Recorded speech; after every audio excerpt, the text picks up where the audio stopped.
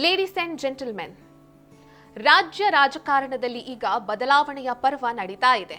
CM ಸಿದ್ದರಾಮಯ್ಯನವರು ರಾಜೀನಾಮೆಯನ್ನ ಕೊಟ್ಟಿದ್ದಾರೆ. DK Shivakumar ಅವರ ಮುಖದಲ್ಲಿ ಸಂಭ್ರಮ ತಾಂಡವವಾಡ್ತಾ ಇದೆ.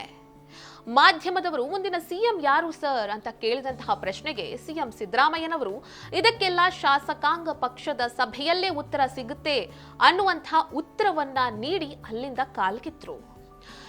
ಈ ಹಿನ್ನೆಲೆಯಲ್ಲಿ ಇವತ್ತು ಡಿಸಿಎಂ ಡಿಕೆ ಶಿವಕುಮಾರ್ ಅವರ ಇನ್ಸ್ಟಾಗ್ರಾಂ ಖಾತೆಯಲ್ಲಿರುವಂತಹ ಪೋಸ್ಟ್ಗಳು ಯಾವುದು, ಯಾವ ರೀತಿಯಾಗಿರುವಂತಹ ಪೋಸ್ಟ್ಗಳನ್ನು ಅವರು ಹಂಚಿಕೊಂಡಿದ್ದಾರೆ, ಅವೆಲ್ಲ ಏನನ್ನ ಸೂಚಿಸುತ್ತೆ, ಈ ಬಗ್ಗೆ ಕಂಪ್ಲೀಟ್ ಡೀಟೇಲ್ಸ್ ನೀಡ್ತೀನಿ.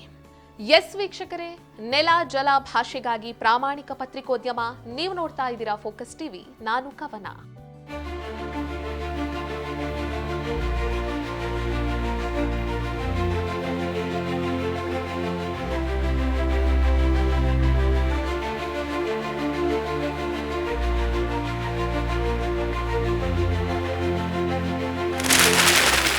ಬನ್ನಿ, ಡಿಕೆ ಶಿವಕುಮಾರ್ ಅವರ ಇನ್ಸ್ಟಾಗ್ರಾಂ ಖಾತೆಯಲ್ಲಿ ಅವರು ಹಂಚಿಕೊಂಡಿರುವಂತಹ ಪೋಸ್ಟ್ಗಳು ಯಾವುದು ಅನ್ನೋದನ್ನ ನಾನು ಒಂದೊಂದಾಗಿ ಹೇಳ್ತಾ ಹೋಗ್ತೀನಿ. ಇವತ್ತು ಬೆಳಿಗ್ಗೆ ಡಿಕೆಶಿ ಅವರು ಒಂದು ಪೋಸ್ಟ್ ಅನ್ನ ಹಂಚಿಕೊಂಡಿದ್ದಾರೆ. ಮುಸ್ಲಿಂ ಬಾಂಧವರಿಗೆ ಈದ್ ಮುಬಾರಕ್ ಅಂತ ಹೇಳಿ ಒಂದು ಪೋಸ್ಟ್ ಅನ್ನ ಹಂಚಿಕೊಂಡಿದ್ದಾರೆ. ಇದನ್ನ ನೀವಿಲ್ಲಿ ನೋಡಬಹುದು. ಇದಕ್ಕೆ ಸಾಕಷ್ಟು ಪಾಸಿಟಿವ್ ಮತ್ತು ನೆಗೆಟಿವ್ ಕಮೆಂಟ್ಸ್ಗಳು ಕೂಡ ಬಂದಿದೆ.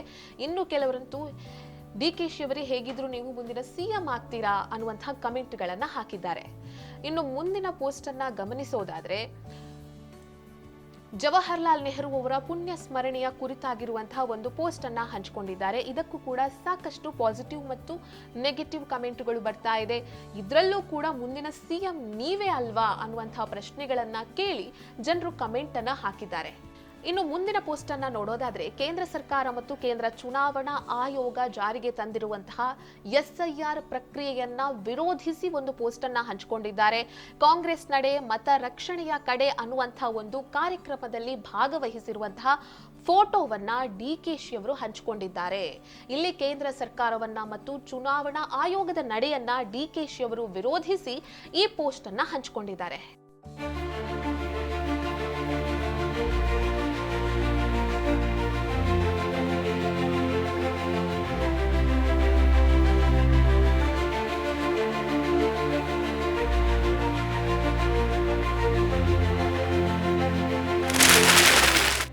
ಇನ್ನು ಮುಂದಿನ ಪೋಸ್ಟ್ ನಲ್ಲಿ ಡಿಕೆ ಶಿವಕುಮಾರ್ ಅವರು ಬಿಜೆಪಿ ಕೊಟ್ಟಿದ್ದು ಬೆಲೆ ಏರಿಕೆ, ಆದರೆ ಕಾಂಗ್ರೆಸ್ ಕೊಟ್ಟಿದ್ದು ಗ್ಯಾರಂಟಿ ಅನ್ನುವಂತಹ ಪೋಸ್ಟ್ ಅನ್ನ ಹಂಚಿಕೊಂಡಿದ್ದಾರೆ. ಇದರಲ್ಲಿ ಕೇಂದ್ರ ಸರ್ಕಾರ ತೈಲ ಬೆಲೆಯನ್ನ ಏರಿಕೆ ಮಾಡಿತ್ತು, ಆ ಕುರಿತಾಗಿರುವಂತಹ ಒಂದು ವಿಡಿಯೋವನ್ನ ಹಂಚಿಕೊಂಡಿದ್ದಾರೆ. ಜೊತೆಗೆ ತಾವೇ ಇದರಲ್ಲಿ ಕ್ಯಾಪ್ಷನ್ ಅನ್ನ ಬರ್ಕೊಂಡಿದ್ದಾರೆ. ಇನ್ನು ಮುಂದಿನ ಪೋಸ್ಟ್ ನಲ್ಲಿ ಕೂಡ ಎಸ್ಐಆರ್ ಬಗ್ಗೆ ಜನರಿಗೆ ಜಾಗೃತಿ ಮೂಡಿಸುವಂತಹ ಪೋಸ್ಟ್ ಅನ್ನ ಹಂಚಿಕೊಂಡಿದ್ದಾರೆ. ಡಿಕೆಶಿ ಅವರ ಖಾತೆಯನ್ನ ನೋಡಿದ್ರೆ ಇದರಲ್ಲಿ ಎಲ್ಲದಕ್ಕಿಂತಲೂ ಬಹಳ ಇಂಟ್ರೆಸ್ಟಿಂಗ್ ಅಂತ ಅನ್ಸೋದು ಈ ಒಂದು ಪೋಸ್ಟ್ ಅನ್ನ ನೋಡಿದ್ರೆ, ಇದರಲ್ಲಿ ಡಿಕೆಶಿ ಅವರು ತಮ್ಮ ಸಹೋದರನಾಗಿರುವಂತಹ ಡಿಕೆ ಸುರೇಶ್ ಅವರನ್ನ ಎಷ್ಟು ಗೌರವಿಸ್ತಾರೆ, ಅವರ ಮೇಲೆ ಎಷ್ಟು ಪ್ರೀತಿಯನ್ನ ಹೊಂದಿದ್ದಾರೆ ಅನ್ನೋದನ್ನ ಈ ಪೋಸ್ಟ್ ನಲ್ಲಿ ನೋಡಬಹುದು. ಸಹೋದರರ ದಿನದ ಹಾರ್ದಿಕ ಶುಭಾಶಯಗಳು ಅಂತ ಬರ್ಕೊಂಡು ಈ ಒಂದು ವಿಡಿಯೋವನ್ನ ಹಂಚಿಕೊಂಡಿದ್ದಾರೆ. ಇದರಲ್ಲಿ ಡಿಕೆ ಸುರೇಶ್ ಮತ್ತು ಡಿಕೆ ಶಿವಕುಮಾರ್ ಅವರು ಬಾಲ್ಯದಿಂದ ಕಳೆದಿರುವಂತಹ ದಿನಗಳೇನಿದೆ, ಬಾಲ್ಯದಲ್ಲೇ ಇದ್ದಂತಹ ಫೋಟೋಗಳೇನಿದೆ, ಅದೆಲ್ಲವನ್ನ ಕೂಡ ಕೊಲ್ಯಾಜ್ ಮಾಡಿ ಇದರಲ್ಲಿ ಹಂಚಿಕೊಂಡಿದ್ದಾರೆ.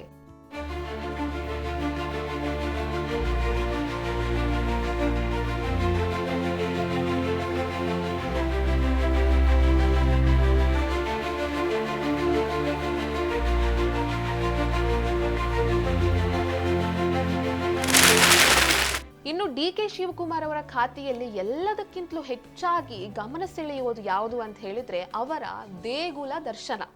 ದೇಗುಲಕ್ಕೆ ಆಗಾಗ ಡಿಕೆ ಶಿವಕುಮಾರ್ ಅವರು ಭೇಟಿ ನೀಡ್ತಾ ಇರ್ತಾರೆ. ಅವರೆಷ್ಟು ದೈವ ಭಕ್ತಿ ಉಳ್ಳವರಾಗಿದ್ದಾರೆ ಅನ್ನುವಂಥದ್ದು ಕರ್ನಾಟಕದ ಜನತೆಗೆ ಈಗಾಗಲೇ ಗೊತ್ತಿದೆ. ಯಾಕಂತ ಹೇಳಿದ್ರೆ ಹೈಕಮಾಂಡ್ನ ಮಾತನ್ನ ಕೂಡ ವಿರೋಧಿಸಿ ಕುಂಭಮೇಳಕ್ಕೂ ಡಿಕೆ ಶಿವಕುಮಾರ್ ಅವರು ಹೋಗಿದ್ರು.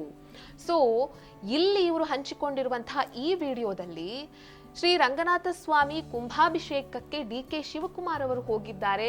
ಆ ಒಂದು ಪೋಸ್ಟ್ ಅನ್ನ ಇಲ್ಲಿ ಹಂಚಿಕೊಂಡಿದ್ದಾರೆ. ತಮ್ಮ ದೈವ ಭಕ್ತಿಯನ್ನ ಮೆರೆದಿದ್ದಾರೆ. ಇನ್ನಿವರ ಪೋಸ್ಟ್ಗಳನ್ನ ನೋಡ್ತಾ ಹೋದ್ರೆ ನಮಗೆ ಹೆಚ್ಚಾಗಿ ಕಾಣಸಿಗೋದೇ ದೇಗುಲ ದರ್ಶನ, ಕುಂಭಮೇಳ ಆಗಿರ್ಬೋದು, ದೇವಸ್ಥಾನಗಳಲ್ಲಿ ನಡೀತಾ ಇರುವಂತಹ ಪೂಜೆ ಆಗಿರ್ಬೋದು, ಇವರೇ ಸ್ವತಃ ತಮ್ಮ ಒಳಿತಿಗಾಗಿ ನಡೆಸುವಂತಹ ಪೂಜೆ ಇರಬಹುದು, ಜ್ಯೋತಿಷಿಗಳನ್ನ ಭೇಟಿ ಮಾಡೋದಿರಬಹುದು. ಇಂಥ ಪೋಸ್ಟ್ಗಳೇ ಡಿಕೆಶಿ ಅವರ ಖಾತೆಯಲ್ಲಿ ಹೆಚ್ಚಾಗಿ ಕಾಣಸಿಗುತ್ತೆ. ಇದನ್ನ ನೋಡಿದಂತಹ ಸಿದ್ದರಾಮಯ್ಯ ಬೆಂಬಲಿಗರು ಇವರಿಗೆ ಸಾಕಷ್ಟು ಕಮೆಂಟ್ಸ್ ಗಳನ್ನ ಹಾಕ್ತಾನೆ ಬಂದಿದ್ದಾರೆ. ಈ ರೀತಿ ಜ್ಯೋತಿಷಿಗಳ ಜೊತೆ ಸಂಪರ್ಕವನ್ನ ಹೊಂದಿರುವಂತಹ ಮತ್ತು ಕಾಂಗ್ರೆಸ್ನ ಸಿದ್ಧಾಂತಕ್ಕೆ ವಿರುದ್ಧವಾಗಿರುವಂತಹ ಡಿಕೆ ಶಿವಕುಮಾರ್ ಅವರು ರಾಜ್ಯದ ಮುಖ್ಯಮಂತ್ರಿ ಆಗುವುದಕ್ಕೆ ಹೇಗೆ ಸಾಧ್ಯ, ಇದನ್ನ ಕಾಂಗ್ರೆಸ್ ಒಪ್ಪಿಕೊಳ್ಳುತ್ತಾ ಅನ್ನುವಂತಹ ಪ್ರಶ್ನೆಗಳನ್ನ ಕೇಳಿ ಸಾಕಷ್ಟು ಕಮೆಂಟ್ಗಳು ಬರ್ತಾ ಇದೆ. ಇದಕ್ಕೆ ಡಿಕೆ ಶಿವಕುಮಾರ್ ಅವರು ಯಾವ ರೀತಿಯಾಗಿ ಉತ್ತರಿಸ್ತಾರೆ ಅನ್ನೋದನ್ನ ನಾವು ಕಾದ್ ನೋಡಬೇಕಾಗಿದೆ.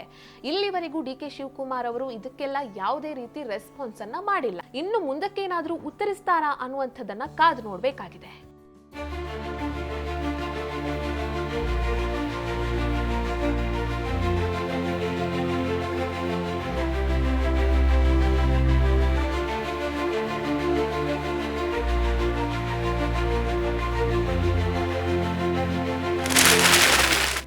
ವೀಕ್ಷಕರೇ, ನೋಡಿದ್ರಲ್ವಾ ಡಿಕೆ ಶಿವಕುಮಾರ್ ಅವರ ಇನ್ಸ್ಟಾಗ್ರಾಮ್ ಖಾತೆಯನ್ನ.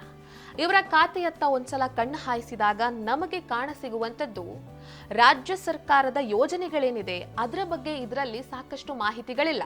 ಅದಕ್ಕೆ ಸಂಬಂಧಿಸಿರುವಂತಹ ಪೋಸ್ಟ್ಗಳು ಕಾಣಸಿಗೋದಿಲ್ಲ. ಇವರ ದೇಗುಲ ದರ್ಶನ, ಮದುವೆ ಕಾರ್ಯಕ್ರಮಗಳು, ಇವರ ವೈಯಕ್ತಿಕ ಕಾರ್ಯಕ್ರಮಗಳು, ಯಾವೆಲ್ಲ ಕಾರ್ಯಕ್ರಮಕ್ಕೆ ಇವರನ್ನ ಇನ್ವೈಟ್ ಮಾಡಿದಾಗ ಹೋಗಿ ಆ ಕಾರ್ಯಕ್ರಮದಲ್ಲಿ ಭಾಗವಹಿಸಿದ್ದಾರೆ ಅಂತಹ ಫೋಟೋಗಳು, ತಮ್ಮ ಫ್ಯಾಮಿಲಿಯಲ್ಲಿ ನಡೆಯುವಂತಹ ಕೆಲವೊಂದಿಷ್ಟು ಕಾರ್ಯಕ್ರಮಗಳು, ಇಂಥ ಪೋಸ್ಟ್ಗಳೇ ಹೆಚ್ಚಾಗಿ ಕಾಣಸಿಗುತ್ತೆ.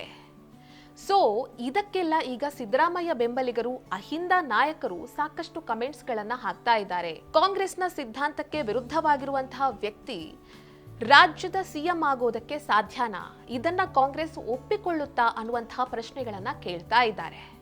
ಎಸ್ ವೀಕ್ಷಕರೇ, ಇದಾಗಿತ್ತು ಈ ಹೊತ್ತಿನ ವಿಶೇಷ. ಮುಂದಿನ ವಿಡಿಯೋದಲ್ಲಿ ಇನ್ನೋರ್ವ ರಾಜಕಾರಣಿಯ ಇನ್ಸ್ಟಾಗ್ರಾಮ್ ಖಾತೆಯಲ್ಲಿ ಯಾವೆಲ್ಲ ಪೋಸ್ಟ್ಗಳಿವೆ, ಆ ಪೋಸ್ಟ್ಗಳು ಏನನ್ನ ಸೂಚಿಸುತ್ತೆ ಅನ್ನೋದರ ಬಗ್ಗೆ ಕಂಪ್ಲೀಟ್ ಡೀಟೇಲ್ಸ್ ಅನ್ನ ನೀಡ್ತೀನಿ.